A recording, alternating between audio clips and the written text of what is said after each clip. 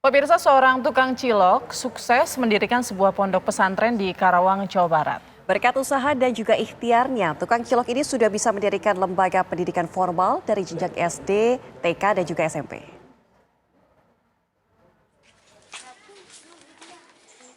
Inilah sosok Ustadz Amo Zakaria, seorang pendiri pondok pesantren Raudul Burhan di Desa Pasir Jengkol, Kecamatan Majalaya, Karawang, Jawa Barat. Saat ini pondok pesantren Raudul Burhan menjadi perhatian. Selain lokasinya di pemakaman, pondok pesantren ini juga dibangun Ustadz Amo Zakaria, seorang pedagang cilok keliling. Pesantren ini didirikan di tanah wakaf sekitar 9.000 meter persegi. Awalnya pondok pesantren tersebut terbuat dari bahan kayu bekas kandang sapi. Berkat kegigihan, keikhlasan dan ikhtiar Ustadz Amo pun berhasil membuahkan hasil. Perlahan tapi pasti, rezeki untuk pembangunan pesantren terkumpul dari banyak donatur. Pesantrennya kini mampu mendirikan lembaga pendidikan formal dari jenjang TK, SD sampai SMP. Sekarang mah bukan hanya cilok gitu kan, ada makanan lainnya kayak sosis bakar, kita masih jalan bareng istri gitu kan. Terus juga ada roti bakar gitu kan, ada mie rebus, kopi dan lain sebagainya. Dan alhamdulillah ini dijadikan maisha kita, ladang kehidupan kita. Selain untuk keluarga juga untuk kebutuhan anak-anak santri kita. Karena hampir 70% di kita santrinya yang mondok di kita ini yang tidak mampu, yang yatim kita bebas biayakan begitu. Meski jumlah santrinya belum begitu banyak, namun dedikasi Ustadz Amo kepada santrinya tidak pernah surut. Ia berharap para santrinya ini akan menjadi manusia yang bermanfaat bagi siapapun. Dari Karawang, Jawa Barat, Agung Prasetyo, TV One mengabarkan.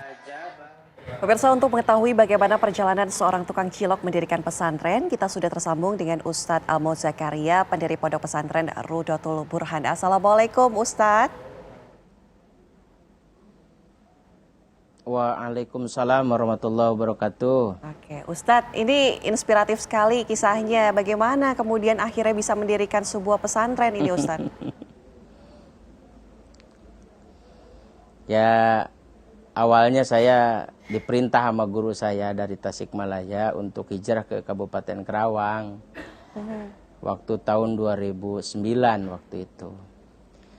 Tahun 2009 kata guru dari Tasik disuruh ke Karawang. Dan pada saat itu ada teman yang nawarin, gimana katanya, mau nggak jualan gitu kan. Ya kita insya Allah apa aja lah, yang penting kerjaannya halal. Pada saat itu kita ditawarin untuk jualan cilok punya orang. Ya, bakso ikan, cilok punya orang. Kita jualan presentasi sama yang punya modal gitu.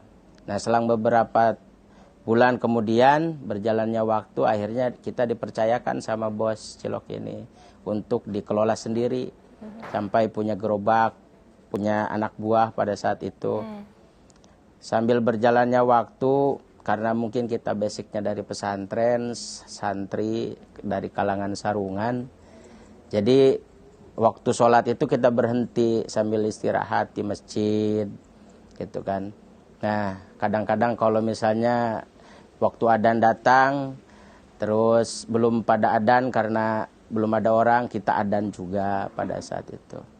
Lalu ketemu dengan seorang DKM, akhirnya ditawarin juga jadi tukang adzan dan juga jadi jamesbon ya. Kalau istilah kita jamesbon. Jamesbon itu jaga masjid dan kebon atau merebot. Nah itu. Oh gitu. Nah itu akhirnya dari tukang cilok ini kita jadi jamesbon tuh waktu itu. 2011 gitu kan. Nah itu akhirnya Dan terwujud pondok waktu itu pesantrennya disuruh di tahun tinggal di berapa? kamar masjid. Terwujud pesantren itu di tahun 2018 karena kita mungkin barokah silaturahmi, barokah doa guru, barokah dari orang tua. Akhirnya ketemu dengan Kang Haji Santa waktu itu. Kang Haji Santa salah satu putra dari almarhum almaghfurlah Abah Haji Enda bin Bacil, Mahaja Esi binti Arim yang mewakafkan sebidang tanah buat pesantren. Di tahun 2018 tanggal 30 bulan 10 waktu itu terjadi ikrar wakaf. Oke. Nah, selang beberapa waktu kita ditawarin teh lahan kuburan ternyata kan.